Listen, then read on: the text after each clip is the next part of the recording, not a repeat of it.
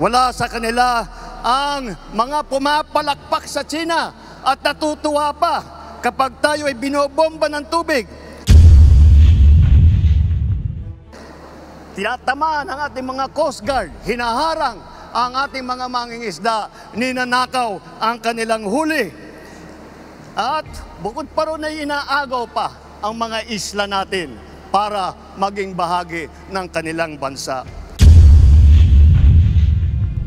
Parang mahirap makapaniwala na nandito na naman tayo sa kampanya.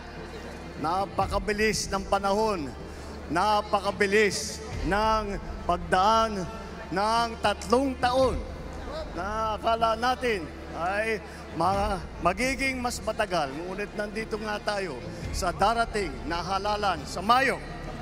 At sinimulan po natin ang aming national campaign kagaya ng dati dito po sa ating minamahal na lalawigan ng Ilocos Norte.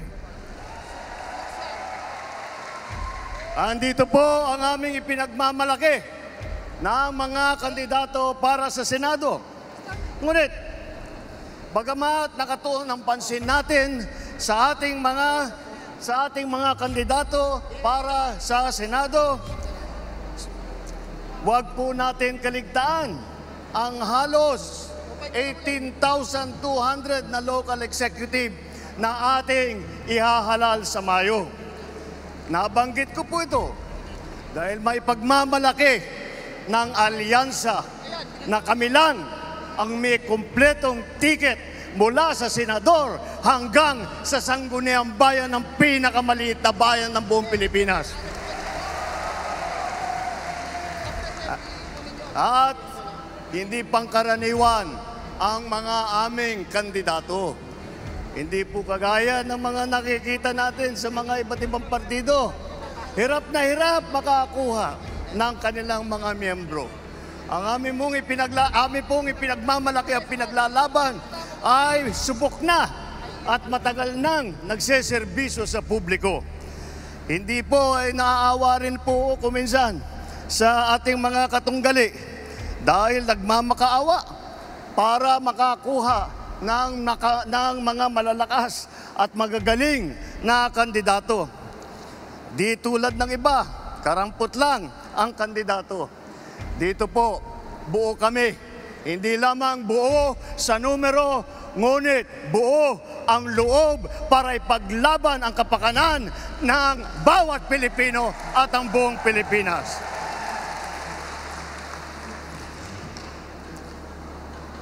Kaya naman, nagtataka nga ako, parang yung mga iba na naging kandidato, nag-deliver lang yata ng suka, nabigyan na ng certificate of candidacy. Dahil wala ang ikukumpara sa ating mga kandidato. Kung ihahambing natin sa mga napulot nila, ang ticket natin mula sa Senado hanggang Sangguniang Bayan ay mga leader na subok sa serbisyo. Magandang record na pwedeng ipagmalaki kahit kanino. Kung kilatisin natin ng isa-isa, napakatingkad ng ating kakayahan, ng kanilang kakayahan at ng mga pambato para sa pagbabago. At kapag pinagsama kagaya nito na nangyari dito sa alyansa, ay lalong nakaka-impress ang kanilang pinagsamang lakas at galing. 8 po sa ating mga kandidato ay veteranong senador. Palitan ko na lang, matagal ng senador kasi pag veterano baka akalain nilang hindi lang luma kundi matanda. Andito po ang ating mga senador, Senator Cayetano, Senator Lacson, Senator Lapid, Senator Marcos, Senator Pacquiao, Senator Revilla, Senator Soto, Senator Tolentino. Pagpasok po sa Senado ng mga re-electionist sa Senado ay wala na pong OJT. Hindi na mag-aaral. Alam nila ang trabaho. Alam na nila ang pangangailangan ng Pilipino. Alam na nila ang gagawin nila upang gawin at idala sa ating mga kababayan ang kanilang pangangailangan. 7 naman ay nanggaling naman sa Kongreso na subok sa batasan. Andyan po ang mga Congressman Abalos, Congressman Binay, Congressman Cayetano, Congressman Marcos, Congressman Pacquiao, Congressman Tulfo, Congressman Villar. Kitang-kita po naman natin na ito lahat ay sanay na sanay, subok na subok at matagal nang nagpapakita ng galing. Hindi na bagito sa pagpanday ng mga batas. 4 ang nagsilbi sa kabinete, humawak ng cabinet rank na posisyon. Si Abalos, DILG Secretary. Si Tulfo, nag-DSWD Secretary. Lacson ng Yolanda Rehabilitation Commission. Tolentino, siyang namuno ng MMDA. Ngunit sa kanilang katungkulan ay hindi lang po sila parelax-relax. Tingnan nyo po ang kanilang mga record at makikita po ninyo na sila ay nakagawa ng magandang pagbubuti para sa kanilang mga kagawaran. Alam nila ang government work galing sa kabinete. Hindi lang dada, pero gawa ang kanilang ipinapakita. They are not here to oppose. They are here to propose. 3 ang naging gobernador ng malalaking probinsya. Alam nyo na, Manang Aimee, dito sa atin, sa Ilocos Norte. Lito Lapid, Governor Lito Lapid ng Pampanga. At ang Governor Revilla ng Cavite naman. Bukod pa ron, kasama nila ang 3 naging city mayor. Abi Binay ng Makati. Tolentino ng Tagaytay. Abalos ng Mandaluyong. At huwag natin kalimutan na si Tito Sen, Senator Soto, ay naging Vice Mayor din ng Quezon City. Hindi rin po tayo nagkukulang sa boses ng kababaihan at maglalaban para sa karapatan ng ating kababaihan dahil 4 sa ating mga kandidato ay babae, pero itong mga babaeng ito ay palagay ko mas matatapang pa ito kaysa sa mga lalaki na nandito ngayon. Mga abogado naman, 4 din. 4 ang abogado natin. Abalos, Binay, Cayetano, Tolentino. Si Aimee nag-aaral din sa law school. At pinagtatalunan lang nila kung sino daw ang pinakamagaling at sino nanggaling sa pinakamagandang eskwelahan. Ngunit lahat yan ay magaling, lahat yan ay matalino, lahat yan ay ginamit na ang kanilang kakayahan upang pagandahin ang Pilipinas. Kung itatanong naman natin, sila ba ay isa lang ang pinanggalingan? Tiga Maynila lang ba lahat? Tiga Luzon ba lahat? Hindi po. Dahil pagdating sa geographical representation, 2 ang tiga Mindanao. Si Manny Pacquiao ng Bukidnon, Sarangani at saka Jensan. Si Erwin naman, lumaki sa Davao Oriental, sa Sulu, mga probinsya kung saan nadestino ang kanyang bayaning ama. Ang unang Vicente Soto ay naging senador na tiga Cebu. Ang nanay naman namin ni Aimee, alam nyo naman, 100% Waray. Alam naman natin pati na ang lolo ni Camille ay galing sa Iloilo. Yan po ang ating ipagmamalaki. Dahil po nauunawaan nila hindi lamang ang mga problema na hinaharap na nasyonal, hindi lang ang mga problema sa taas, sa Senado, ngunit lahat po sila ay may karanasan sa local government, may karanasan sila sa executive. Lahat po sila ay nakapagpakita na ng kanilang kakayahan. Kaya't po ay kayang-kaya naming maipagmalaki. Bukod po dyan, tignan nyo po ang record ng ating mga kandidato. Wala sa kanila ang may bahid ng dugo dahil sa tukhang. Wala sa kanilang kasabwat sa pagbulsa ng sako-sakong pera, pinagsamantalaan ang krisis ng pandemya, pinabayaan ang ating mga kababayan na magkasakit at mamatay. Wala sa kanila ang mga pumapalakpak sa China at natutuwa pa kapag tayo ay binobomba ng tubig. Tinatamaan ang ating mga Coast Guard, hinaharang ang ating mga mangingisda, ninanakaw ang kanilang huli. At bukod pa ron ay inaagaw pa ang mga isla natin para maging bahagi ng kanilang bansa. Wala po sa kanila ang tilang sakristan ng isang bulaang propeta na nasasakdal dahil sa pagyurak sa ating kabataan at sa ating kababaihan. Wala sa kanila ang tagataguyod ng pugad ng krimen, ng sentro ng paglalapastangan ng mga kababaihan na mga pogo. Tayo ngayon ay nasa sangandaan ng ating paglalakbay bilang isang malayang bansa. Bilang isang sambayanang may dangal, may sipag at may talino.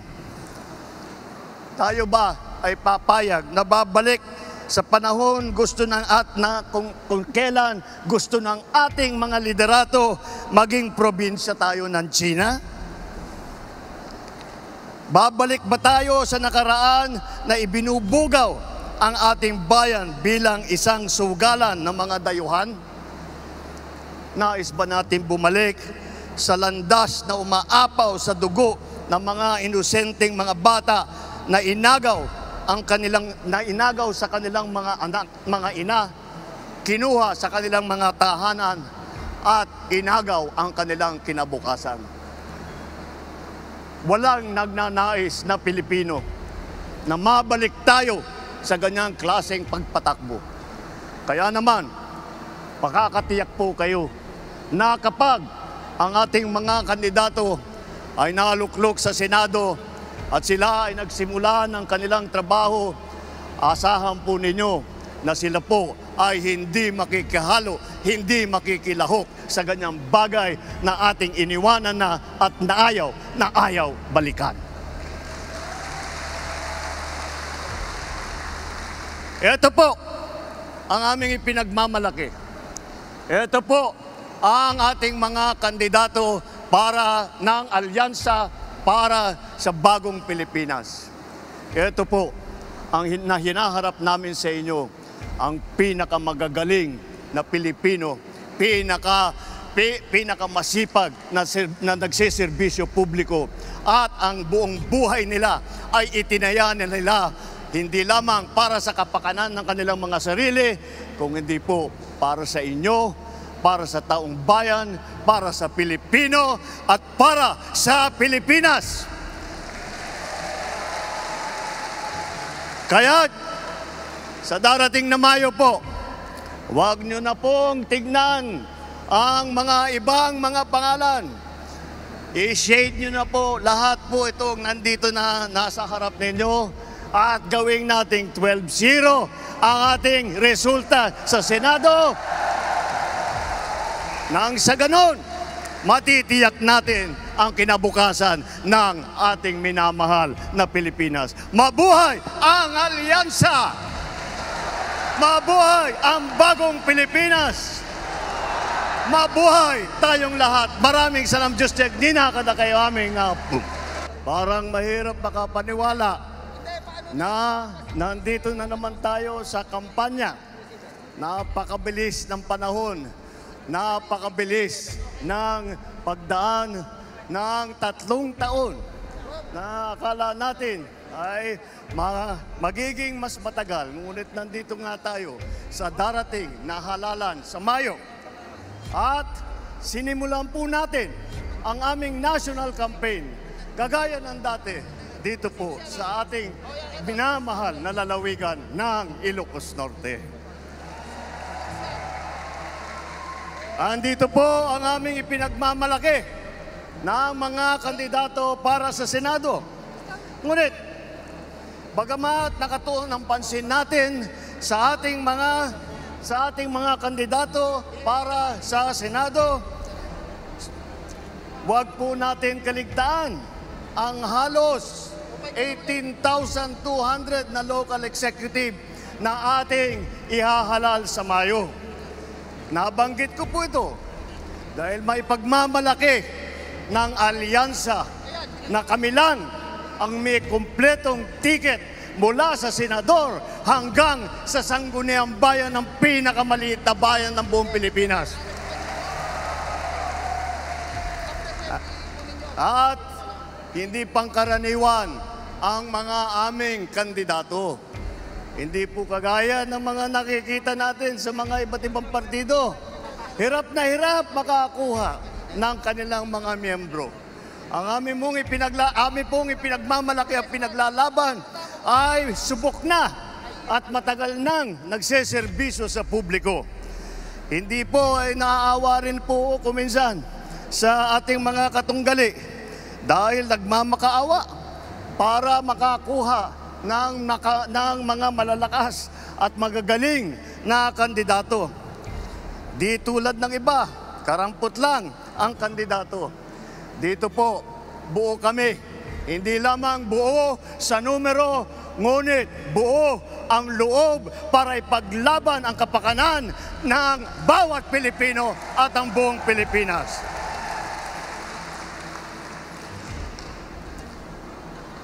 Kaya naman, nagtataka nga ako, parang yung mga iba na naging kandidato, nag-deliver lang yata ng suka, nabigyan na ng certificate of candidacy. Dahil wala walang ikukumpara sa ating mga kandidato. Kung ihahambing natin sa mga napulot nila, ang ticket natin mula sa Senado hanggang Sangguniang Bayan ay mga leader na subok sa serbisyo. Magandang record na pwedeng ipagmalaki kahit kanino.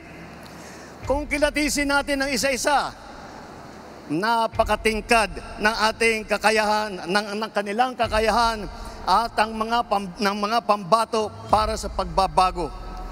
At kapag pinagsama kagaya nito na nangyari dito sa alyansa, ay lalong nakaka-impress ang kanilang pinagsamang lakas at galing.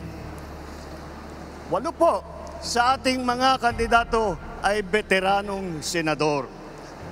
Palitan ko na lang, matagal ng senador kasi pag veterano baka akalain nilang hindi lang luma kundi matanda. Andito po ang ating mga senador, Senator Cayetano, Senator Lacson, Senator Lapid, Senator Marcos, Senator Pacquiao, Senator Revilla, Senator Soto, Senator Tolentino. Pagpasok po sa Senado ng mga re-electionist sa Senado ay wala na pong OJT. Hindi na mag-aaral. Alam nila ang trabaho. Alam na nila ang pangangailangan ng Pilipino. Alam na nila ang gagawin nila upang gawin at idala sa ating mga kababayan ang kanilang pangangailangan. 7 naman ay nanggaling naman sa Kongreso na subok sa batasan. Andyan po ang mga Congressman Abalos, Congressman Binay, Congressman Cayetano, Congressman Marcos, Congressman Pacquiao, Congressman Tulfo, Congressman Villar. Kitang-kita po naman natin na itong lahat ay sanay na sanay, subok na subok at matagal nang nagpapakita ng galing. Hindi na bagito sa pagpanday ng mga batas. 4 ang nagsilbi sa kabinete, humawak ng cabinet rank na posisyon. Si Abalos, DILG Secretary. Si Tulfo, nag-DSWD Secretary. Lacson, ng Yolanda Rehabilitation Commission. Tolentino, siyang namuno ng MMDA. Ngunit, sa kanilang katungkulan, ay hindi lang po sila parelax-relax. Tingnan nyo po ang kanilang mga record at makikita po ninyo na sila ay nakagawa ng magandang pagbubuti para sa kanilang mga kagawaran. Alam nila ang government work galing sa kabinete. Hindi lang dada, pero gawa ang kanilang ipinapakita. They are not here to oppose. They are here to propose. 3 ang naging gobernador ng malalaking probinsya.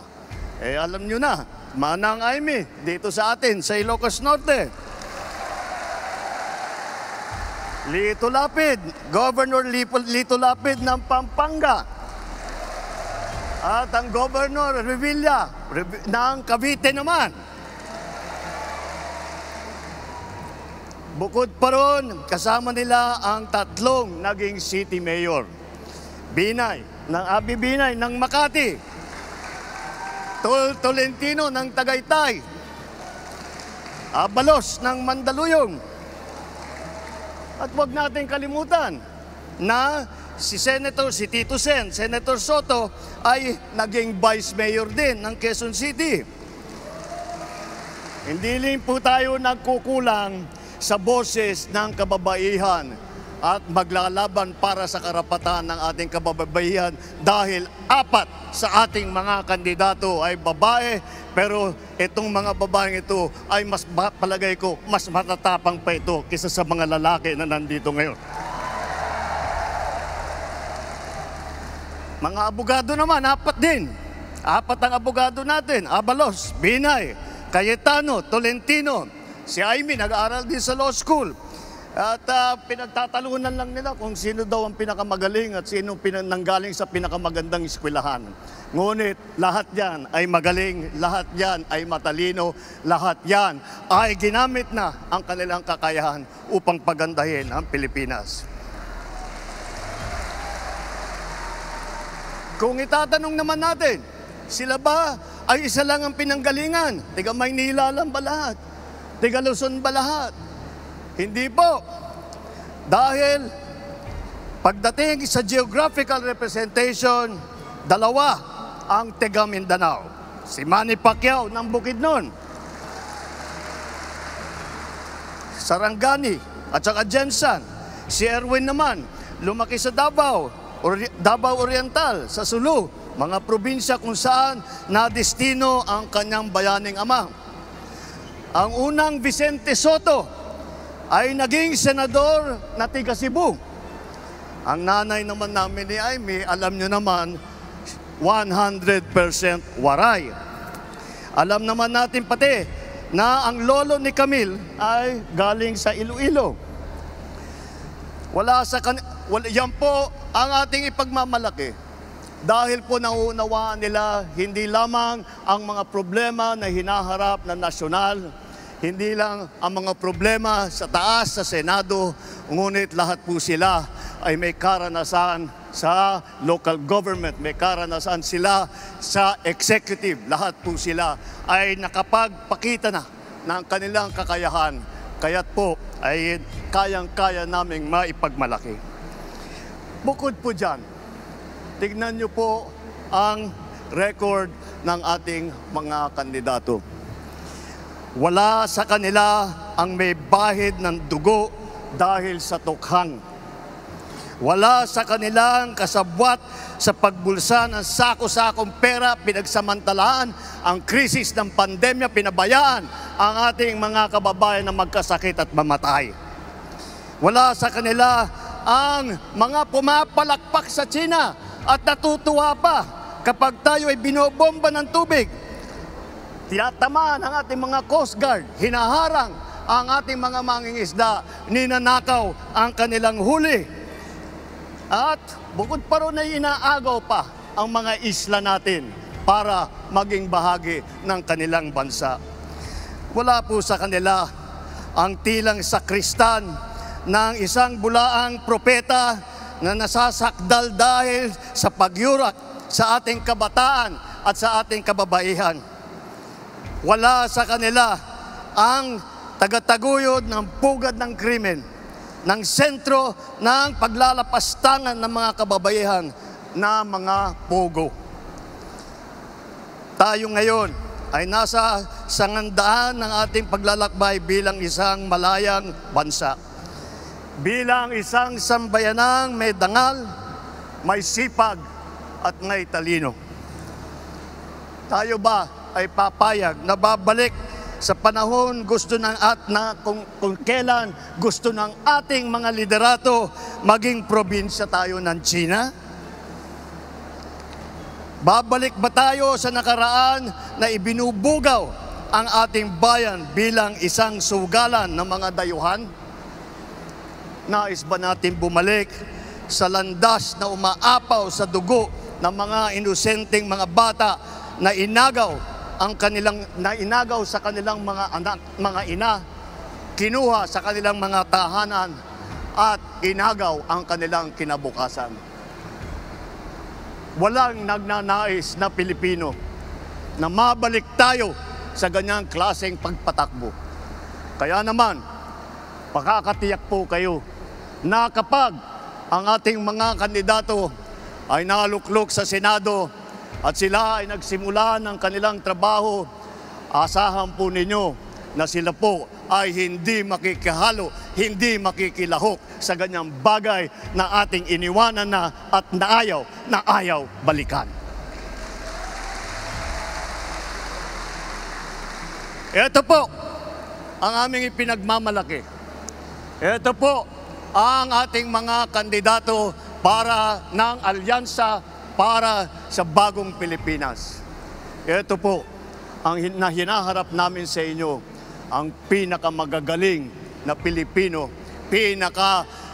pinakamasipag na nagsiservisyo publiko, at ang buong buhay nila ay itinaya nila hindi lamang para sa kapakanan ng kanilang mga sarili, kung hindi po para sa inyo, para sa taong bayan, para sa Pilipino, at para sa Pilipinas.